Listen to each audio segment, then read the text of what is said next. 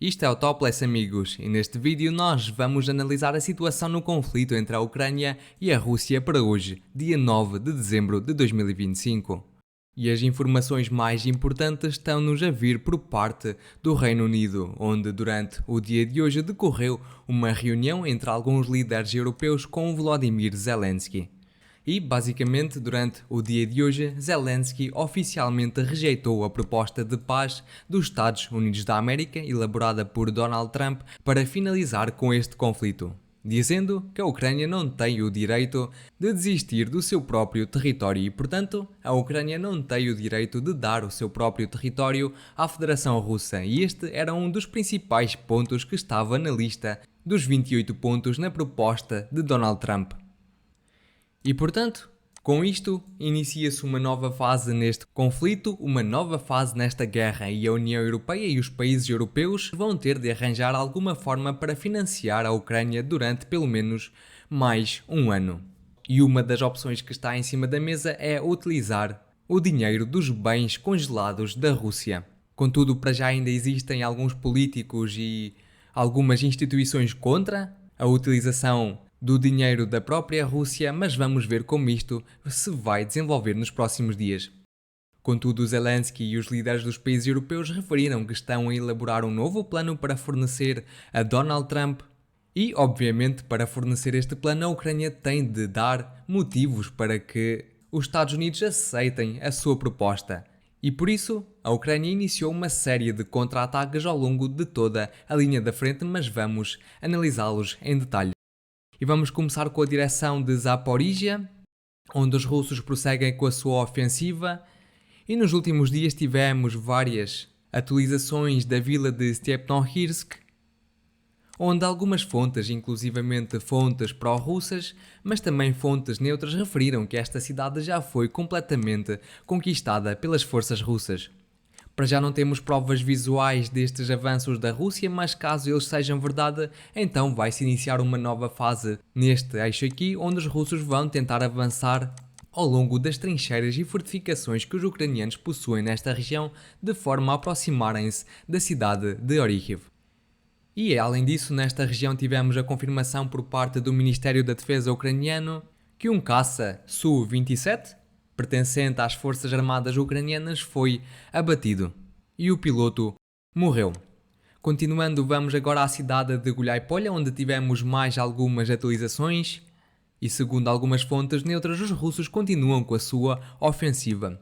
E esta ofensiva em direção a esta cidade pode ser dividida em três fases. A primeira fase é quando os russos vão tentar conquistar tudo o que se situa a norte do rio que divide esta cidade em duas partes, que passa aproximadamente nesta região do mapa, e para isso os russos vão ter vantagem e muito provavelmente vão conseguir ocupar estas casas, estes edifícios todos, num tempo mais curto.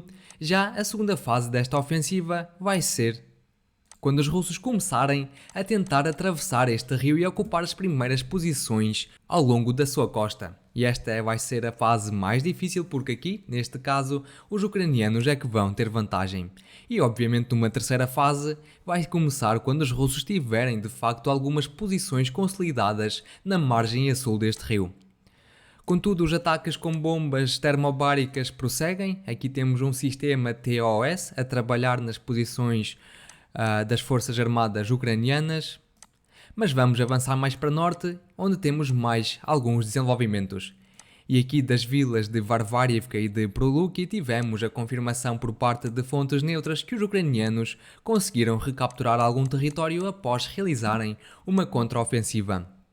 Mas na vila de Dobropilha tivemos a confirmação por parte da mesma fonte que agora foram os russos que conseguiram restaurar o controlo sobre estes territórios. E eu vou só relembrar que há alguns dias atrás os ucranianos efetuaram um contra-ataque e conseguiram restaurar algumas posições.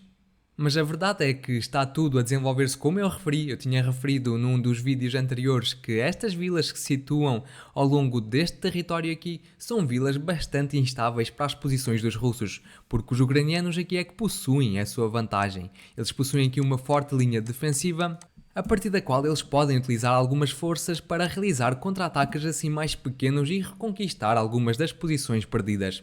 Já os russos não possuem a mesma vantagem e por isso é provável que eles possam perder, de vez em quando e temporariamente, algumas das suas posições. Mas vamos continuar e agora vamos aqui mais ao norte, de onde temos a confirmação visual que as forças russas conquistaram totalmente a vila de Ostapivsk. E a confirmação visual vem-nos por parte de um vídeo publicado pelos russos a mostrar como os combates por esta vila estavam a decorrer. Vemos aqui alguns ataques com artilharia por parte das forças russas, a destruição de uma ponte, mas também alguns ataques efetuados com drones do tipo FPV. E como é habitual, no fim do vídeo podemos ver como alguns soldados russos erguem as suas bandeiras. Temos aqui um episódio destes e podemos facilmente geolocalizar esta posição no mapa. Vamos avançar e agora vamos em direção às vilas de Pokrovsk e Velikho-Mikhailivka e daqui tivemos a confirmação que as forças ucranianas conseguiram recapturar mais alguns territórios a sul da vila de Tikhia. Estes relatos vieram-nos não só por parte de fontes neutras, mas também há alguns dias atrás tivemos a confirmação visual que foi-nos dada pelas forças armadas ucranianas, onde eles mostraram como os soldados ucranianos estavam a erguer as suas bandeiras ao longo de várias posições daquela vila. E com base nestes vídeos, nestas declarações por parte de outras fontes, tivemos de ajustar o mapa de volta a favor das forças armadas ucranianas. E de facto isto tudo pertence à estratégia neste momento das negociações, onde os ucranianos vão tentar mostrar aos Estados Unidos da América, aos países europeus, que eles possuem a possibilidade de recapturar e de avançar no território. Mas obviamente que como a situação se está a desenvolver no geral, em toda a linha da frente, nós sabemos que os ucranianos não estão a efetuar estes contra-ataques de forma a conquistar mais e mais posições a fundo dentro do território controlado pelas forças russas. E, obviamente, se eu estiver errado nestas declarações, só o tempo vai mostrar. Mas agora vamos prosseguir e vamos à direção de Pokrovsk, de onde temos mais novidades. E aqui, basicamente, nos últimos dias tivemos declarações por parte de várias fontes, incluindo fontes pró-russas, mas também por parte de fontes neutras, a referir que o cerco à cidade de Mirnograd está cada vez a ficar mais e mais apertado. E segundo algumas fontes, os ucranianos só possuem um controlo. Não poderemos dizer que este controlo é forte, obviamente, porque eles estão impossibilitados de receber suprimento, não têm acesso à logística. Mas o que acontece é que já restam poucas posições que os ucranianos ocupam. E sempre que os russos veem alguma movimentação por parte das forças armadas ucranianas, nós podemos ver o que acontece neste vídeo. Que é um desses casos onde as forças armadas ucranianas, ou um grupo de soldados, estava a deslocar-se de edifício em edifício e depois, no edifício onde eles decidiram parar, as forças russas atacaram com uma bomba do tipo FAB. Portanto, este vídeo mostra a verdadeira situação que está a acontecer agora, neste momento, na cidade de Mirnograd. Além disso, nos últimos dias tivemos a confirmação por parte das forças russas que eles possuem o controle total sobre a vila de Rivne e tivemos aqui os soldados russos a erguer as suas bandeiras naquelas posições. Mas também mais avanços por parte da Rússia foram visualmente confirmados a sul da cidade de Mirnograd, com ataques efetuados pelos drones ucranianos e um destes ataques foi geolocalizado especificamente naquele ponto do mapa. Com base nestes vídeos, o mapa foi ajustado a favor das forças russas. Além disso, mais e mais fontes referem avanços por parte da Rússia mais a fundo dentro da vila de Grishny, mas para já sem confirmação visual para isso. Contudo, os ataques por parte de drones do tipo FPV da Rússia prosseguem às posições e veículos das forças armadas ucranianas. Vamos continuar aqui mais ao norte da vila de Rodinsk. Tivemos algumas fontes, incluindo fontes neutras, a relatar que as forças russas conquistaram completamente esta vila e só para esclarecer, ainda durante o dia de ontem recebemos este vídeo publicado pelas forças armadas ucranianas, onde eles estavam a atacar as posições e os veículos das forças armadas da Rússia. E um destes ataques foi geolocalizado naquele ponto do mapa. Esta imagem especificamente foi geolocalizada naquele território, naquele ponto. Vamos continuar e vamos avançar agora em direção à cidade de Konstantinivka, onde daqui tivemos mais algumas atualizações. E segundo o modus operandi dos russos neste momento, parece que a grande ofensiva em direção a esta cidade não vai ser iniciada pelo sul, mas sim pela porção mais a norte. Tivemos alguns avanços registados por parte da Rússia nos últimos dias nesta direção aqui e, durante o dia de hoje, mais fontes neutras registaram mais avanços por parte das forças russas. Não só naquele eixo, mas também nesta porção da cidade. Mas para já não temos qualquer confirmação visual que comprove estes avanços por parte das forças russas. Mas agora vamos em direção à cidade de Siversk, onde temos mais desenvolvimentos no mapa. E como podem ver, nos últimos dias o mapa foi ajustado de forma significativa. Por exemplo, esta era a situação que nós tínhamos durante o dia 6 de dezembro, onde apenas tínhamos relatos de avanços por parte das forças russas à entrada a leste desta cidade, mas sem confirmação visual para isso, mas tivemos também estas confirmações por parte da fonte pró-ucraniana Deep State. No dia 7 de dezembro tivemos ataques ucranianos localizados naquele ponto do mapa, mas também ataques por parte da Rússia e a atuação das suas forças armadas naquela localização, como podemos ver neste vídeo, onde temos um movimento de soldados russos registado precisamente naquele ponto, mas também durante esse dia recebemos um vídeo por parte dos ucranianos a mostrar como eles estavam a destruir uma bandeira pertencente à Federação Russa. E este vídeo localizou-se naquele ponto do mapa, isto é o território de uma escola que se situa nesta cidade.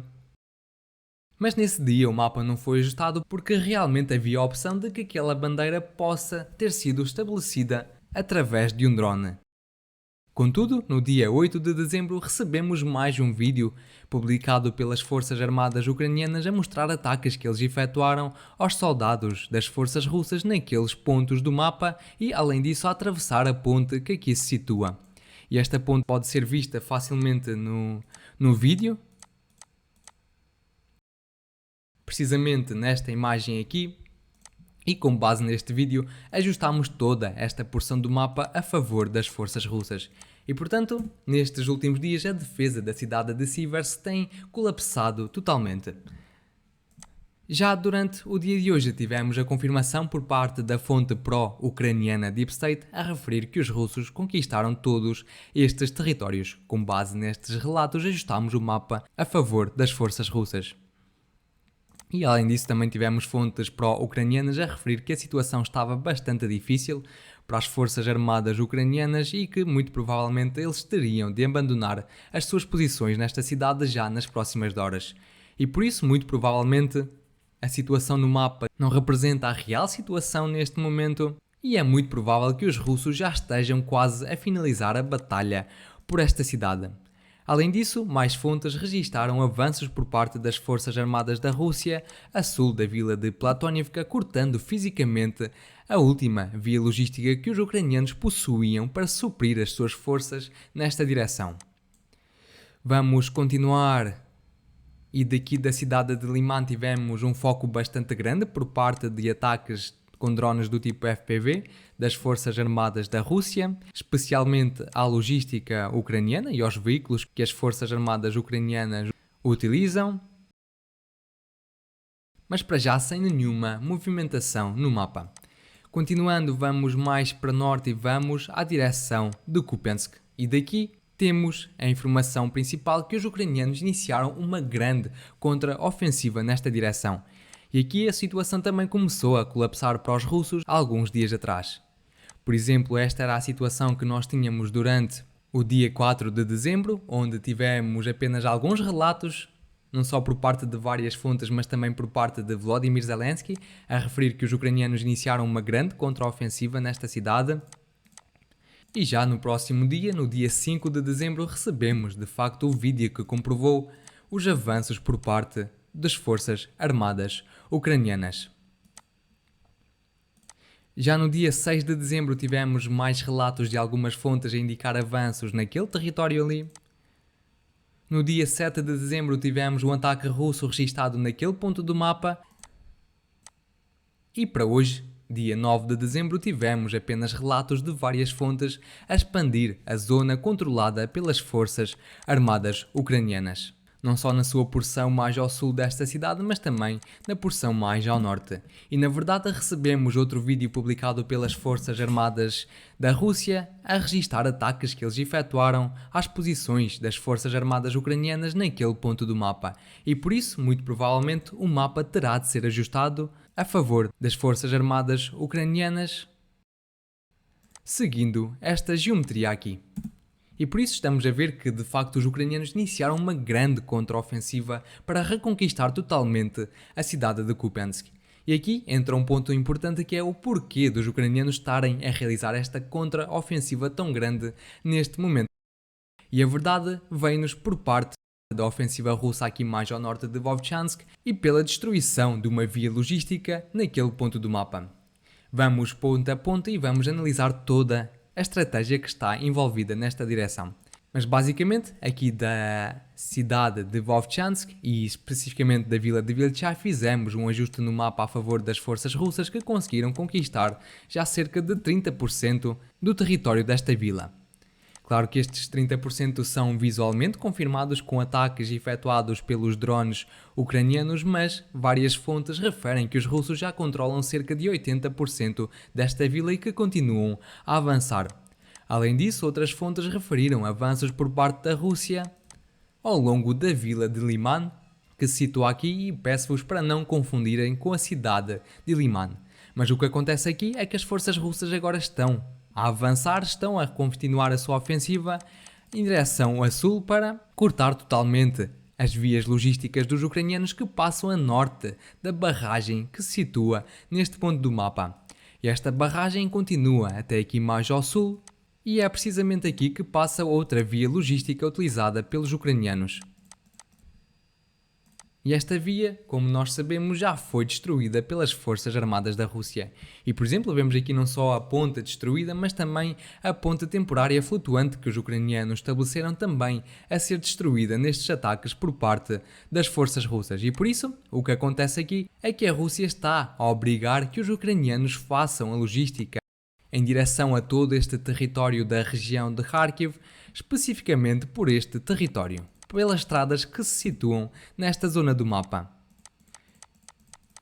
E, obviamente, que estando os russos a controlar a cidade de Vovchansk, as suas posições estariam no máximo a 30 km das vias das estradas utilizadas pelos ucranianos para suprir as suas forças aqui. E isto iria permitir aos russos destruir toda a logística das forças armadas ucranianas e estes territórios seriam facilmente conquistados pelos russos. Mas, obviamente, que os ucranianos sabem desta estratégia e por isso decidiram iniciar uma série de grandes contraofensivas, de grandes contra-ataques especificamente nesta direção.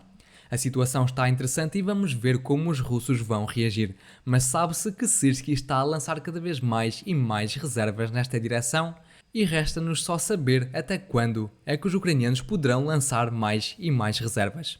E por isso vamos ficar bastante atentos a esta situação nos próximos dias, mas vou finalizar o meu vídeo por aqui. Se gostaram, por favor deixem o vosso gosto, subscrevam o canal e partilhem o vídeo.